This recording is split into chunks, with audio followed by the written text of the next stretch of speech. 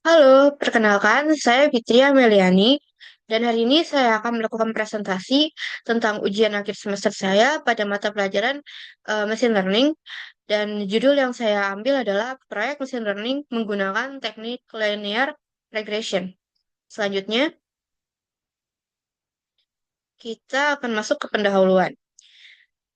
Yang pertama adalah tentang deskripsi data yang akan digunakan. Dataset yang akan digunakan ini berisi informasi pelanggan yang membeli pakaian online setelah berkonsultasi dengan stylist di toko. Perusahaan mempertimbangkan fokus pada aplikasi seluler atau situs web. Kemudian latar belakang pembelian data. Dataset ini berisi kolom terkait perilaku pengguna dan pengeluaran. Prediksi yang dapat dibuat meliputi pengeluaran tahunan, segmentasi pelanggan, prediksi churn, dan keterlibatan pengguna. Dataset ini berguna dalam analitik prediktif dalam strategi bisnis. Kemudian, teknik yang akan dipakai. Untuk mengembangkan model prediktif menggunakan dataset ini, dipilih regresi linier karena cocok untuk memprediksi variabel kontinu seperti yearly amount spent dan menemukan hubungan linier antara variabel input dan output. Selanjutnya mengenai metode penelitian. Tahapan percobaan yang dilakukan. Nah, di sini ada sintaks yang digunakan untuk membuat prediktifnya. Berikut ini adalah beberapa sintaksnya. Ini juga. Nah, ini salah satu hasil grafik yang ditampilkan. Nanti akan saya jelaskan pada bab hasil dan pembahasan. Selanjutnya, nah, mengenai metode atau teknik mesin learning yang digunakan, saya menggunakan teknik regresi linier. Nah, regresi linier sendiri memodelkan hubungan antara variabel dependen dan variabel independen. Digunakan untuk prediksi dan analisis data. Contohnya, memprediksi harga rumah berdasarkan faktor-faktor seperti usia, lokasi, dan luas. Nah, untuk jenis-jenis regresi linier ada dua. Yang pertama, yang sederhana, yang merupakan satu variabel bebas dan satu variabel terikat berganda, lebih dari satu variabel independen dan satu variabel independen. Keuntungan dan kerugian yang ada pada teknik regresi linearnya. Untuk keuntungan sendiri, mudah diterapkan, efisien, kuat terhadap outlier sebagai model dasar dan tersedia luas. Selanjutnya untuk kekurangan, mengasumsikan hubungan linier, sensitif terhadap multikolinearitas, butuh rekayasa fitur, rentan overfitting dan underfitting, kemudian terbatas untuk hubungan yang kompleks. Selanjutnya, tools yang digunakan. Untuk tools yang digunakan sendiri, untuk tools yang utama, yang pertama adalah menggunakan Python, yaitu bahasa pemrograman yang serbaguna, mudah dipelajari, banyak fitur, dan memiliki komunitas yang besar. Dan untuk library-nya, ada 6 library yang dipakai. Yang pertama ada Pandas.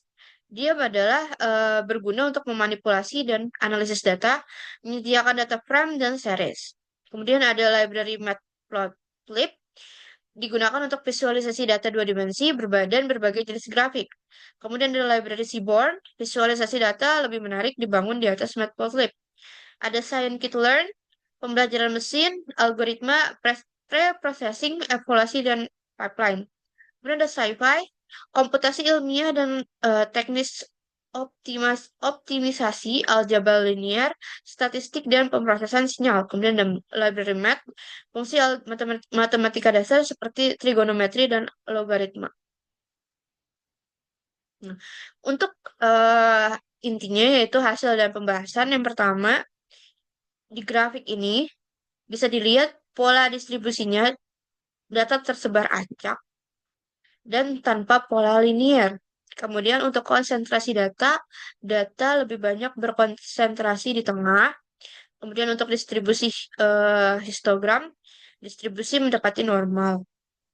Hubungan variabel, pengeluaran stabil pada waktu tertentu, dan ada faktor lain. Segmentasi pelanggan, identifikasi segmen untuk strategi pemasaran. Optimalisasi pengguna, fokus pada pengguna yang nyaman. Kemudian untuk distribusi normal, teknik statistik dapat digunakan anomali, insight dari titik-titik anomali. Kemudian untuk Grafik selanjutnya, ini merupakan grafik per plot yang menggabungkan scatter plot dan histogram untuk menunjukkan hubungan antara variabel. Dan untuk variabelnya sendiri ada 5 variabel di sini. Yang pertama ada yearly month spend, length of membership, time on website, time on app, dan average session length. eh Lama keanggotaan atau length of membership dan jumlah tahunan yang dibelanjakan berkorelasi positif. Length of membership dan juga yearly amount spend dia berkorelasi positif. Bisa dilihat di sini positif yearly amount spend. Kemudian untuk rata-rata panjang sesi memiliki distribusi normal di angka 33. Rata-rata panjang sesi yaitu average session length. Bisa kita lihat di sini ini di angka 33.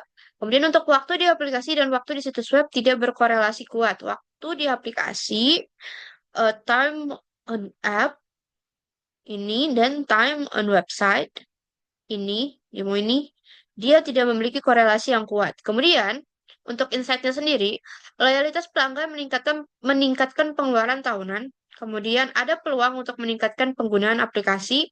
Yang ketiga ada strategi pemasaran dapat disesuaikan berdasarkan lama keanggotaan. Yang keempat, potensi pengembangan fitur baru untuk meningkatkan interaksi pelanggan. Selanjutnya, grafik selanjutnya, gambar ini adalah scatter plot yang menunjukkan hubungan antara panjang keanggotaan dan pengeluaran tahunan dengan garis regresi linear.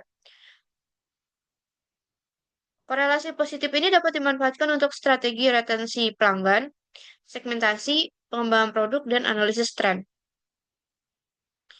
Untuk grafik yang keempat, ini merupakan scatter plot, evaluation of LM model atau learning machine model, menunjukkan hubungan linear positif antara prediksi model LM dan pengeluaran tahunan sebenarnya.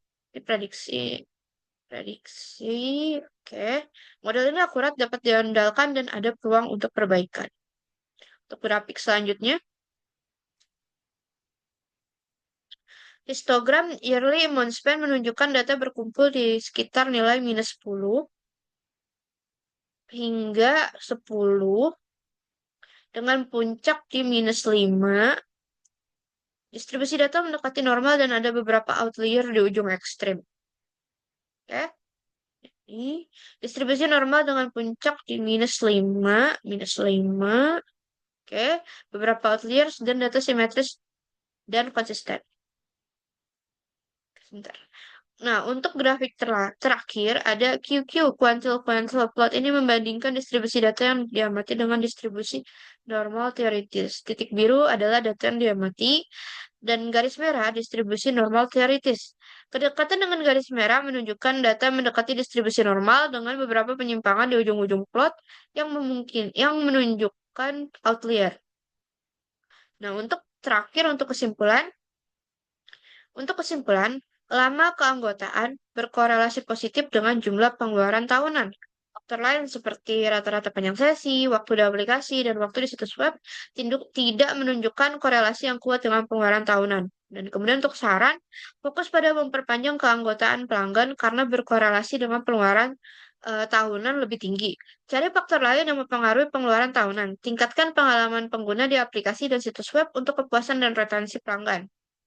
Kemudian, eh, itu saja yang bisa saya sampaikan pada presentasi saya kali ini. Demikian dan terima kasih.